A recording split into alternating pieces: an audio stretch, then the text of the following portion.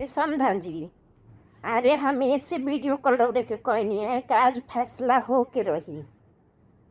आय अरे और बेटी गईली तो गईली, हमके ओकर चिंता नहीं, हमनी के सुख विदा कह दिहनी, लेकिन अड़ोसे पड़ोसे में चुगली लगा के गईली है। बताव उनका घर बनाई है क्या, लौट के आई है नहीं क्या है कि नवासा लिखवा दे रौरे अपने बेटिया को ही आवे के बही घरवा में।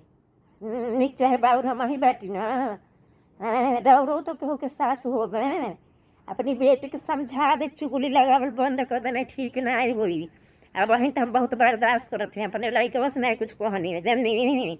हाँ कह दे जुबनिया से चलावेली कहे चिक करिए ना, वो कहे छिया जीविया निकाल के धर साइड में, इतना उल्टा सीधा गाली दे के गई पड़ोसिया सब कही के हंस रही थी। सुन सुन के करेजा में आग लग गया है। तर बेटी बेटी कहाँ तुम बुलाइए उनको भी, हैं ऐसे कहा जाता है? अरे बाप हो बाप, अपना ही घर की इज्जत उछाल के रख रही हैं। अरे मोरी माइया क्या क्या के पैदा कर रहने अपनी बेटी बाकी समधन जी, हैं कहीं भुला भटके सुनाता गोली और बेटी बाटी उनका तेज तरह हम नहीं व्यवहार देखले रहनी है, लेकिन इनको देखो ऐसा लागत बा कि हमेशा खत चल गए तो आगे लगा गई, वैसे लागत हम तारत रहनी रे बेटिया के जननी, तारत रहनी है, दुख देत रहनी है।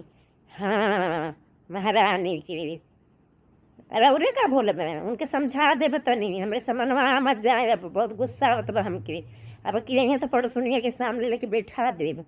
क्या क्या कहले रही है कोई तो पहले नहीं, अब हम लेके बताएं क्या क्या कहले रही है। यह कुल आवेला, यह संस्कार दिखले रहनी है चुगल खोरन वाला।